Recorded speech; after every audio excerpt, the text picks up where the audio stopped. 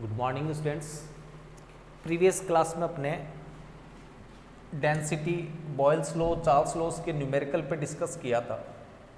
अब next topic समझना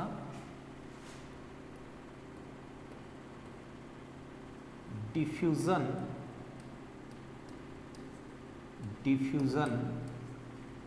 of gases. Diffusion of gases. Diffusion की बात करें ऐसे समझो, मान लीजिए मेरे पास ये कंटेनर है। इस कंटेनर में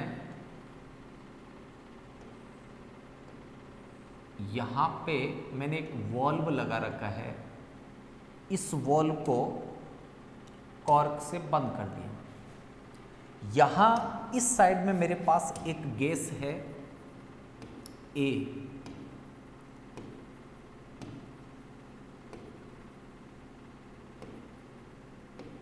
दूसरी साइड में गैस है बी।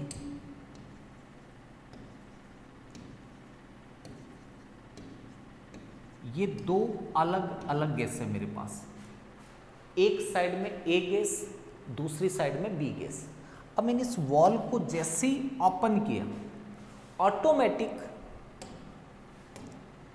ये ए गैस बी की तरफ डिफ्यूज्ड हो जाएगी, बी गैस ए गैस की तरह डिफ्यूज हो जाएगी। ये दोनों मिक्सअप हो जाएगी, इक्विलिब्रियम सेटल होने तक मिक्स होगी। इस प्रोसेस को डिफ्यूजन बोलते हैं। तो डिफ्यूजन का मीनिंग क्या हुआ? Gases shows the tendency of mixing into each other is known as diffusion of gases. गैसों में एक दूसरे में मिक्सिंग करने की टेंडेंसी होती है।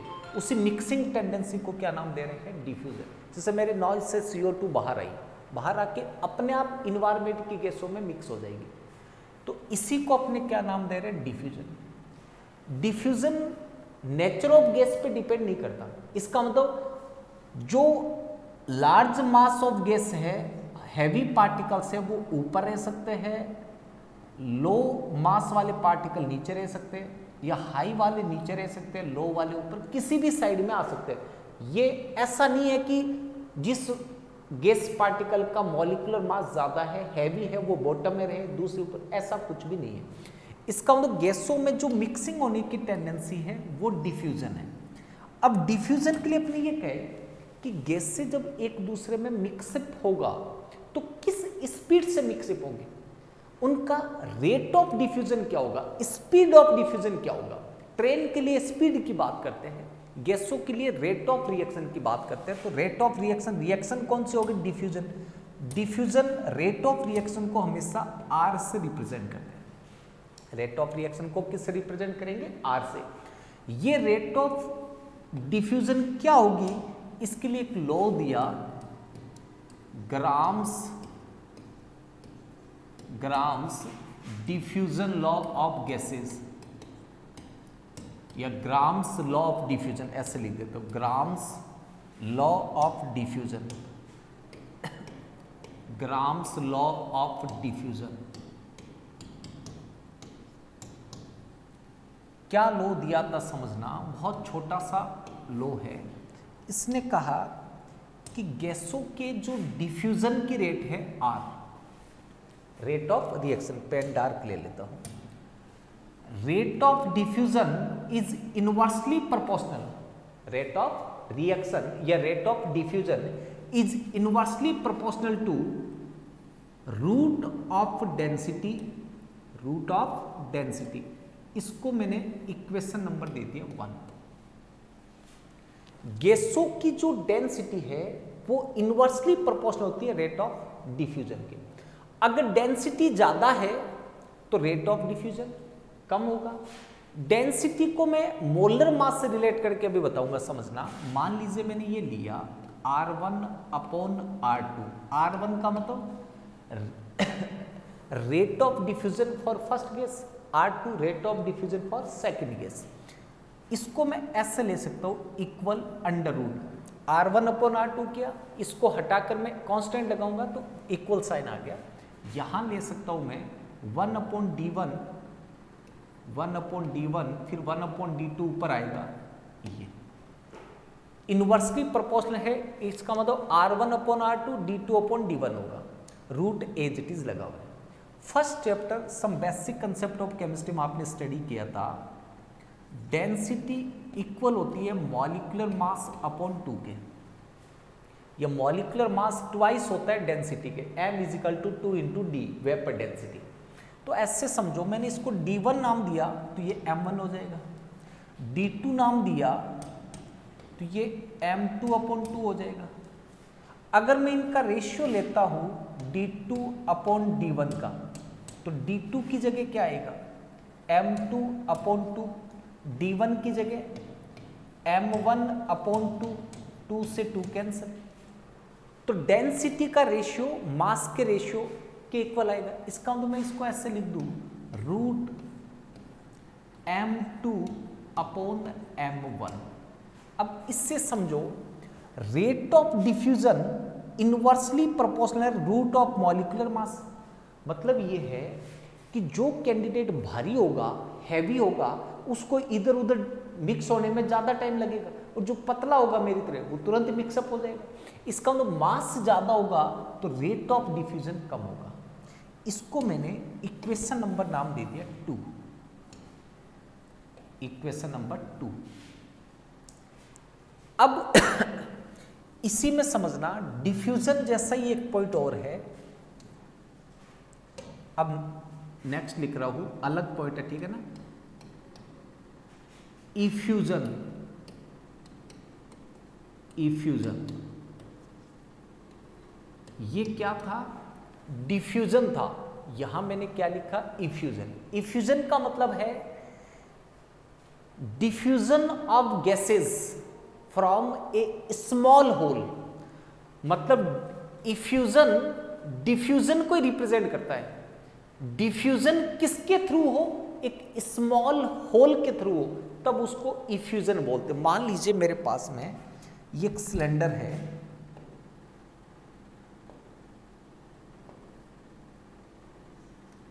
इस सिलेंडर में बारीक सा स्मॉल सा होल है, यहां मैंने इसमें गैस फिलअप कर रखी है।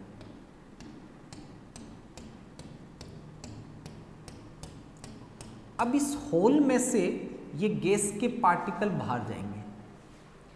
गैसियस पार्टिकल डिफ्यूज्ड हो रहे हैं थ्रू स्मॉल होल, तो ये क्या कहलाएगा, इफ्यूजन। जैसे गाड़ी का ट्यूब है, इस ट्यूब में एयर भरी हुई है, गैस। अगर इसके अपन को नीडल टच कर दे, नीडल से इसमें स्मॉल सा होल कर दिया, ये स्मॉल सा स्पेस कर दिया, होल कर दिया, तो इस होल में से एयर बाहर आएगी। ये क्या कहलाती है, इफ्यूजन। गैस का सिलेंडर होता है अपने पास एलपीजी का, उसको आप नीडल से प्रेस करो जिससे वो थोड़ा सा रेगुलेटर नीचे चला जाए, थोड़ा सा बारीक सा स्पेस बन जाए, होल बन जाए, वहां से गैस बाहर आएगी। तो वो प्रोसेस क्या है, effusion. Effusion type of diffusion ही है। इसका मतलब इफ्यूजन का मीनिंग क्या हुआ, the diffusion through a small hole is known as effusion. अब मैं ऐसे कहूं कि मान लीजिए इसके अंदर 5 लीटर गैस है, 5 लीटर। इस होल से डिफ्यूज होने में मान लीजिए इसको टाइम लगा 1 आवर। तो ये किस स्पीड से डिफ्यूज हुई, 5 लीटर 1 आवर्स में डिफ्यूज हुआ, तो 5 लीटर पर आवर्स।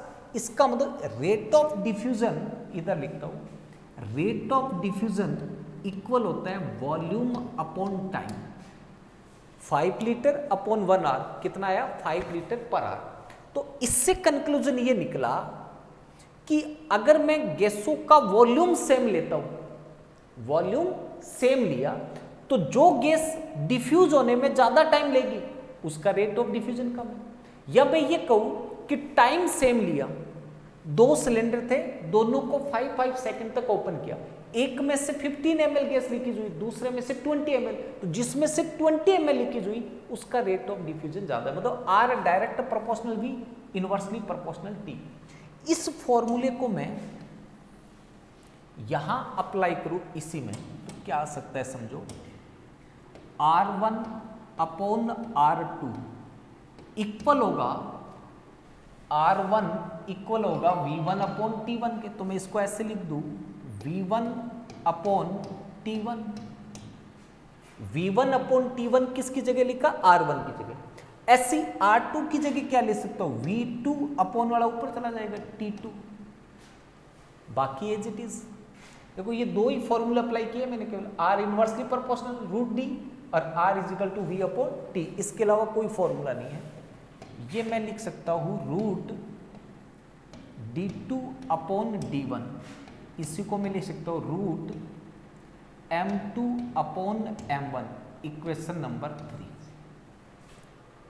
अगर मैं कंडीशन अप्लाई करूं, मान लीजिए मैंने एक कंडीशन अप्लाई की, if T1 is equal to T2 then T1 equal है T2 का, मतलब दो सिलेंडर थे, सेम टाइम तक गैस को लीकेज किया है, तो टाइम सेम है, वॉल्यूम डिफरेंट हो सकता है। उस कंडीशन में R1 अपॉन R2 इक्वल क्या होगा, कुछ नहीं करना, केवल इसको रिमूव कर दो, ये इक्वल है, तो T2 अपॉन T1 कितना हो जाएगा 1, क्योंकि दोनों इक्वल है। तो क्या लिखेंगे, V1 upon V2 is equal to under root D2 upon D1 under root M2 upon M1, equation number 4। इसी को अगर मैं ये कहूं कि इफ V1 इक्वल है V2 के, सेम वॉल्यूम को इफ्यूज्ड करना है, टाइमिंग अलग अलग है, तो उस कंडीशन में V1 अपॉन V2 1 हो जाएगा, तो R1 अपॉन R2 इक्वल होगा T2 अपॉन T1, इक्वल होगा under root D2 upon D1 के, इक्वल होगा under root M2 upon M1, equation number 5। Check कर लो पॉज करके आराम से।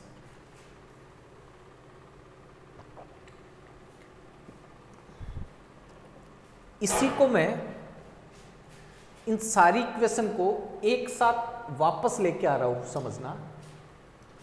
दो फॉर्मूले आपको याद रखना है,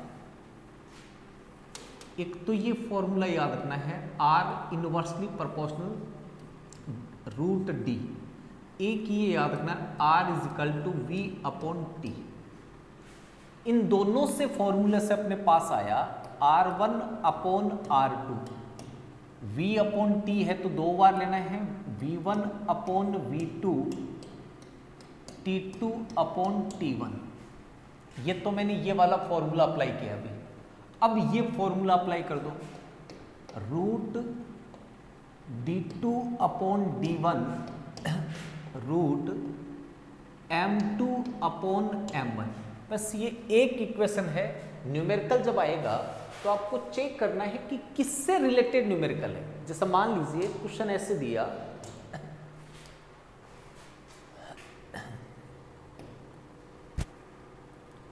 when 50 ml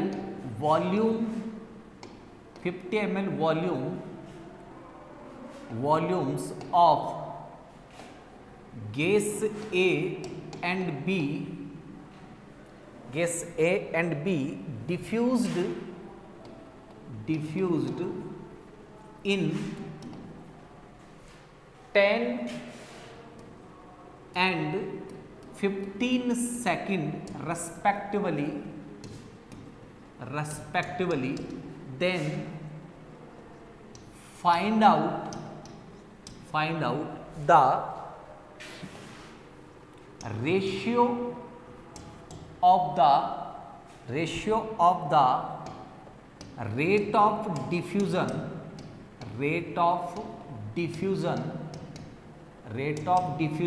of A and B। अब इसमें आपको क्या गिवन है वो समझना। वॉल्यूम कांस्टेंट रखा है 50 ml, मतलब V1 भी 50, V2 भी 50, यानी कि V1 इक्वल है V2 के। टाइमिंग गिवन है, ये वाला गिवन है। रेट ऑफ डिफ्यूजन R आपसे फाइंड करवा रहा है, इसका मतलब ये हुआ इसका कोई लिंक नहीं है, केवल ये इसी फॉर्मूले को फॉलो करेगा। इस फॉर्मूले में ये कह रहा है कि V1 इक्वल V2 है, तो ये वाली कंडीशन पीछे लिखी वो सेम है। V1 इक्वल V2 है तो R1 upon R2 T2 upon T1 है। यहां से जरूरत नहीं है, एक ही फॉर्मूला है पूरा, इसी फॉर्मूले से अलग अलग बनाए थे। तो रिजल्ट क्या निकला, ऐसे लिख दूं मैं, RA अपॉन RB इक्वल होगा T इनवर्सली प्रोपोर्शनल है TB upon TA। TB, B gas को डिफ्यूज होने में कितना टाइम लगा, 15 सेकेंड, अपॉन A को डिफ्यूज होने में क्या टाइम लगा, 10 सेकेंड। 3:2 भी लिख सकते हो या 1.5 भी लिख सकते हो। 1.5 का मीनिंग होता है कि जो ऊपर लिखा है टॉप पे, वो बॉटम वाले से 1.5 टाइम ज़्यादा होगा। इसका मतलब इसके रेशियो में ऑटोमेटिक 1 होता है, लेकिन उसको लेने की रिक्वायरमेंट नहीं होती। ये पहले क्वेश्चन का आंसर है। क्वेश्चन बड़ा था, आंसर छोटा है। या इसी क्वेश्चन को ऐसे चेंज करता,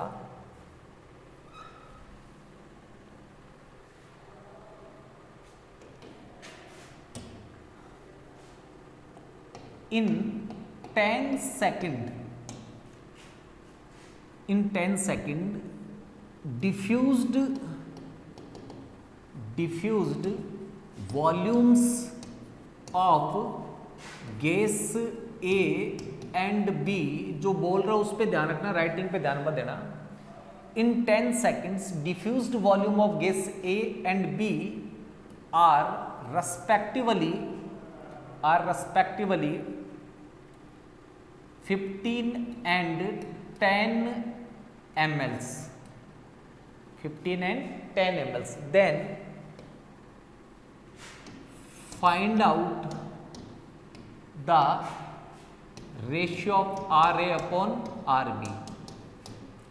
RA और RB का रेशियो फाइंड करना, रेट ऑफ डिफ्यूजन का रेशियो फाइंड करना, मतलब R1 अपॉन R2 फाइंड करना है। T1 इक्वल T2 है 10 सेकेंड, वॉल्यूम चेंज है, इसका मतलब आपको यही फॉर्मूला वापस अप्लाई करना है। क्या फॉर्मूला आएगा, RA अपॉन RB इक्वल होगा VA upon VB। VA given है 15 ml, VB है 10 ml, रिजल्ट आया 3:2 और 1.5। कुछ नहीं करना था, ऐसे ही पॉज करके देख लो आराम से इसको।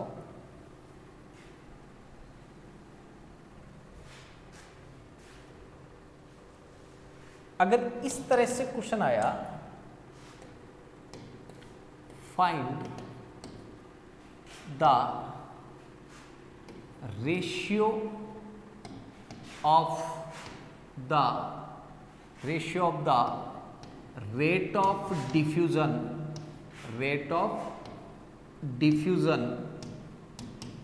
for gas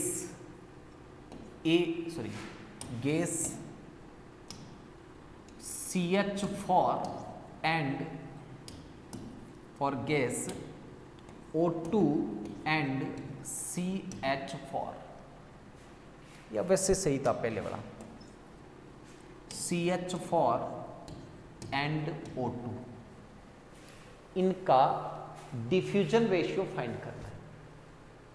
अब आप कहेंगे कि सर इसमें कौन सा फॉर्मूला अप्लाई करें, तो एक तो ये कह रहा है कि रेट ऑफ डिफ्यूजन, इसका मतलब ये तो आपको लेना ही लेना है, rate of diffusion R1 upon R2।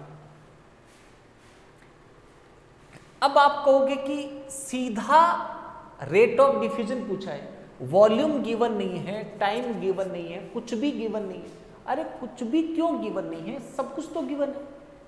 मैंने अपने मिसेज से पूछा कि किसी कैंडिडेट का वेट कितना होता है, तो उसने कहा डिपेंड ऑन द कैंडिडेट। फिर मैंने दोबारा पूछा मेरा वेट, बोले 45 kg। इसका मतलब मैं फिक्स हो गया कि मेरा ही बताना है, तब तो 45। बट अननोन कोई कैंडिडेट है, पता ही नहीं है कैंडिडेट कौन सा है, तो उसको बिना देख के कैसे बताएंगे। तो जब मैं गैस ए या बी की बात कर रहा था तो आपको पता नहीं था उनका मोलर मास कितना है, बट अब तो मैंने फिक्स बात की है CH4 एंड O2, तो इनका मॉलिक्यूलर मास तो आपको बहुत अच्छे से पता होना चाहिए। अपने केमिस्ट्री स्टार्ट करने से पहले जो जनरल वीडियोज बनाए थे उसमें सबसे पहली बात यही की थी कि एटॉमिक मास अच्छे से याद कर लो, हर चैप्टर में यूज आएंगे। तो इसमें फॉर्मूला अप्लाई करेंगे RCH4 अपॉन RO2 फाइंड करना है। फॉर्मूला आएगा root MO2 upon MCH4, inversely proportional root के। रूट CHO2 का मोलर मास 16 मल्टीप्लाई 2 32, CH4 का मोलर मास 16, आंसर आ गया √2। आगे सॉल्व कर लेना 1.414 आएगा। इतना सही करना था। तो हर टाइप के न्यूमेरिकल्स मैंने आपको करा दिया। इसी में हो सकता है वो ratio of the diffuse time पूछ सकता था, T1 T2 का रेशियो पूछ सकता था, तो आप ये लिख देते T2 अपॉन T1 या मतलब TSO2 अपॉन T, जो भी लिखते वो यहाँ आ जाता है, यहाँ 2 सेम आ जाता। अब यहां तक अपने डिफ्यूजन की बात खत्म हुई। आपकी बुक में 2 लाइन का डिफ्यूजन देख के खत्म कर रखा है, बट अपने प्रैक्टिस पूरा कर लिया। नेक्स्ट टॉपिक समझना, molecular kinetic theory, molecular kinetic theory of gases. Meaning ये है कि जो अपने गैसियस लॉज पढ़े थे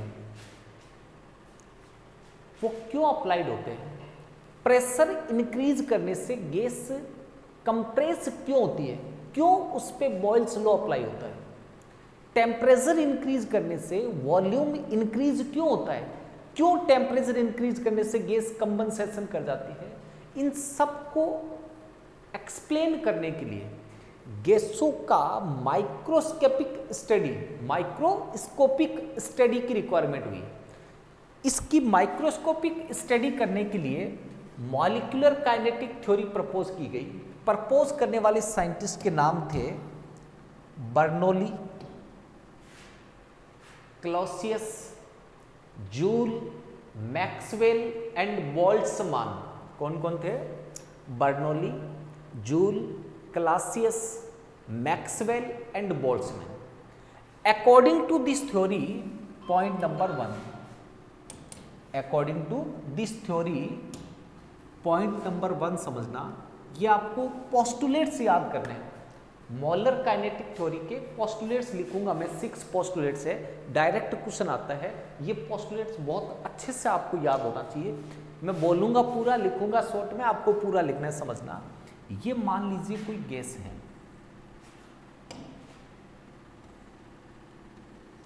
ये मेरे पास में एक गैस है,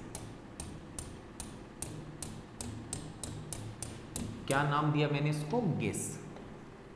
अब आप ध्यान से देखो, all gases made up by small particles, मतलब ये जो स्मॉल पार्टिकल्स है ये सारे एक साथ मिलकर के गैस है। इसका मतलब गैस किससे मेड अप हुई? स्मॉल पार्टिकल्स से। इन स्मॉल पार्टिकल्स को क्या नाम देते हैं? अगर इनर्ट गैस है तो एटम, अदरवाइज मॉलिक्यूल। समझना, gases made up by small particles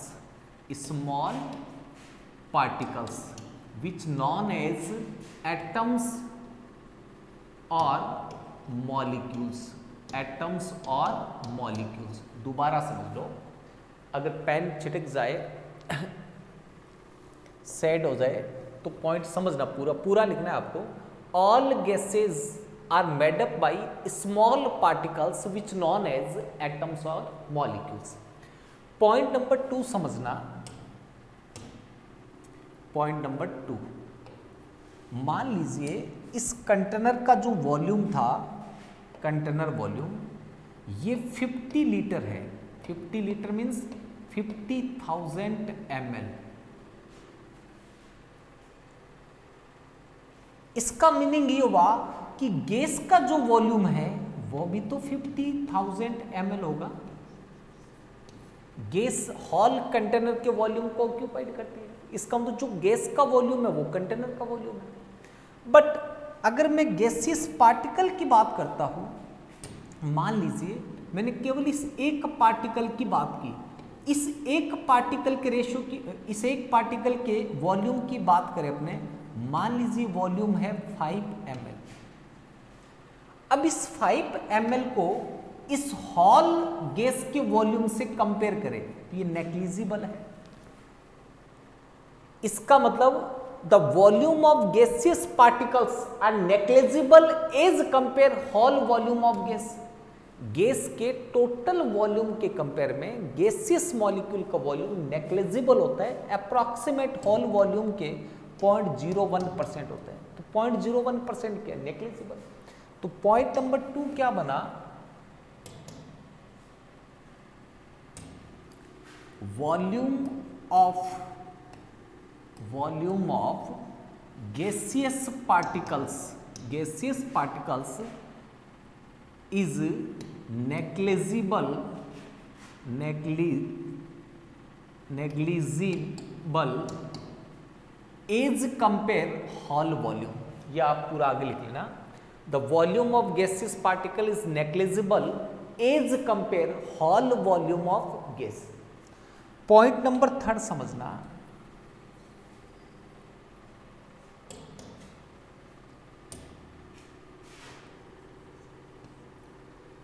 एक सीनियर सिटीजन मैन अपनी मिसेज के साथ मार्केट जा रहा था। अब जैसे ही मान लीजिए ये सीनियर सिटीजन इस साइड में टर्न करता है तो इसकी वाइफ भी इसी साइड में टर्न करती है। ये इधर टर्न करती है तो वो भी इधर टर्न करेगी, ये इधर टर्न करे तो ये भी इधर टर्न करेगी। ये बूढ़ा बैठ जाता है तो ये बुढ़िया भी बैठ जाती है। साथ साथ चलना, साथ जीना, साथ मरना। इसका मतलब ये सिचुएशन क्यों आई, क्योंकि इनमें अट्रैक्शन फोर्स है, अट्रैक्शन फोर्स, इसलिए एक दूसरे से सेपरेट नहीं हो रहे। अगर मान लीजिए मैं O2 गैस के 2 पार्टिकल्स की बात करूं या CO2 गैस के 2 पार्टिकल्स की बात करूं, एक पार्टिकल इधर जाएगा, दूसरा इधर भी जा सकता है, इधर भी जा सकता है, इधर भी जा सकता है, ये कभी साथ नहीं जाएंगे। मान लीजिए मैं ब्रीथिंग छोड़ करके यहां नॉइज से CO2 बाहर करता हूं तो बाहर मॉलिक्यूल साथ आएंगे CO2 के, बट बाहर आने के बाद डिफ्यूज अलग अलग साइड में हो जाएगी। इसका मतलब अलग अलग साइड में क्यों डिफ्यूज हुआ, क्योंकि इनमें अट्रैक्शन फोर्स अप्रॉक्सीमेट 0, नेग्लिजिबल है, इनमें कोई अट्रैक्शन फोर्स नहीं है। अगर गैसों में अट्रैक्शन फोर्स होते हैं तो पूरी फैमिली बना के एक साथ रहते हैं, सारे मॉलिक्यूल्स अट्रैक्शन फोर्स से नियर बाई आकर कंबाइंड हो जाते हैं, एसोसिएट हो जाते हैं, तो फिर पूरा एक गोल पार्टिकल स्पेयर बन जाता है गैस का। फिर ये छोटे छोटे पार्टिकल होते नहीं, एक ही पार्टिकल होता है गैस का, उसी में से सारे तोड़ तोड़ के थोड़ी थोड़ी ऑक्सीजन लेते हैं। इसका मतलब ये हुआ कि इनमें गैसियस पार्टिकल के बीच में अट्रैक्शन फोर्स जो है वो नेग्लिजिबल होगा। दूसरी बात, जब मेरे घर पे कंस्ट्रक्शन का काम चल रहा था तो मिसेज ने ऐसे देखा, ये ऐसे छत था, ऊपर वॉल बनी हुई नहीं थी 4 दीवारी, यहां से एक O2 मॉलिक्यूल हमारी छत से पास होके आगे गया। मेरी मिसेज ने इसको बहुत गौर से देखा कि यहां O2 मॉलिक्यूल था जो मूव करके यहां चला गया। उस O2 मॉलिक्यूल को देख करके मेरी मिसेज ने भी हिम्मत बनाई और इस तरह से यहां तक पहुंची। यहां पहुंचते ही मैं पीछे ही खड़ा था, तुरंत चोटी पकड़ ली। मैंने कहा बावली क्या कर रही है? बोले आगे जा रही हूँ। गिर जाएगी, मर जाएगी। बोले ऐसे कैसे गिर जाऊंगी?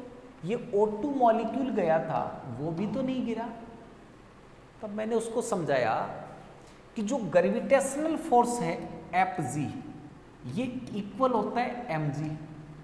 g की वैल्यू फिक्स है 9.81 मीटर पर सेकेंड स्क्वायर। इस O2 मॉलिक्यूल का मास नेग्लिजिबल था, अप्रोक्सीमेट जीरो था। अप्रोक्सीमेट जीरो का मतलब 32 ग्राम अपॉन एवोगेड्रो नंबर, तो ये अप्रोक्सीमेट जीरो आएगा। तो मैंने कहा जब इसका मास अप्रोक्सीमेट जीरो है तो इस पर ग्रेविटेशनल फोर्स अप्रोक्सीमेट जीरो लगा, इसलिए मॉलिक्यूल नीचे नहीं गया। तेरा वेट 90 kg है। अगर तेरे वेट से बात करें तो 90 मल्टीप्लाई 9.81 अप्रोक्सीमेट 800 न्यूटन का फोर्स लगेगा, और इतने न्यूटन फोर्स लगेगा तो तुरंत माइक्रो सेकंड में नीचे चली जाएगी। तब उसके बाद समझ में आएगी कि अपना मास ज्यादा है इसलिए अपने छत से आगे चलती नीचे जाके गिरेंगे, और गैसियस मॉलिक्यूल का मास नेग्लिजिबल है इसलिए उन पे Fg नहीं लगता। इसका मतलब ये हुआ between the gaseous molecule intermolecular attraction force and gravitational force Fg approximate zero होता है, मतलब नेग्लिजिबल होता है, approximate zero. The intermolecular attraction force and gravitational force are approximate zero negligible between the gaseous molecule. Gaseous molecules में कोई gravitational force नहीं होता।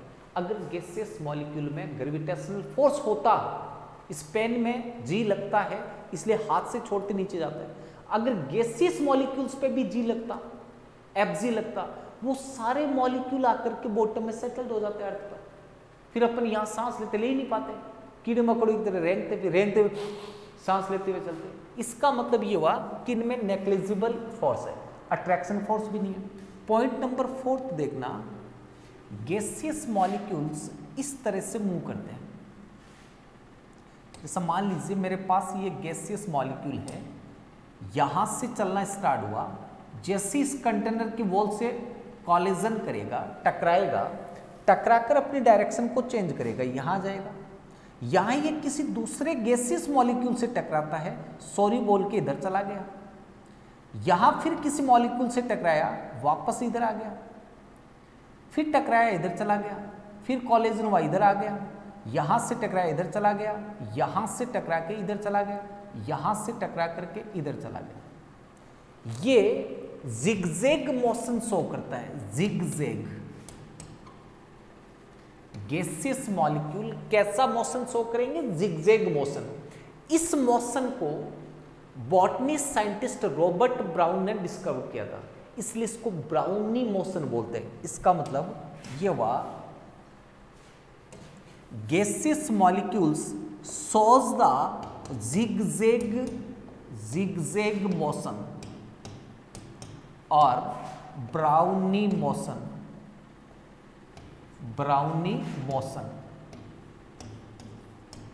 Spelling check कर लेना ब्राउनी के। पॉइंट नंबर 4 क्या आएगा? Gaseous molecule shows the zigzag और ब्राउनी मोशन। पॉइंट नंबर 5 समझना।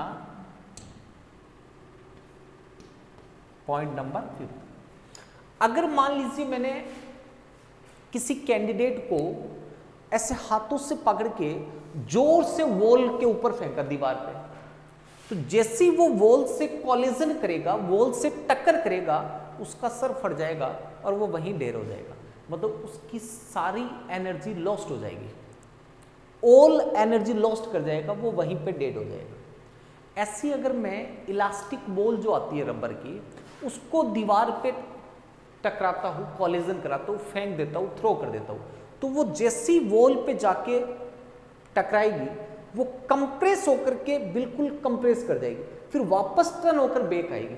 उस वॉल को मैं 1000 बार दीवार पे मारता हूँ तो उसकी जो कॉलिजन है, जो उसका कोलाइड है, टक्कर है, वो परफेक्टली इलास्टिक है।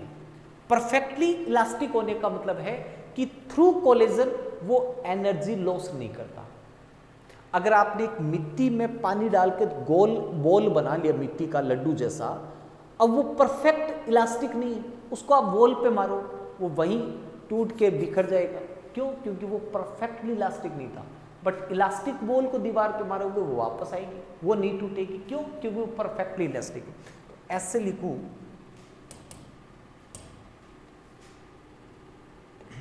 Gaseous particles do not loss our energy.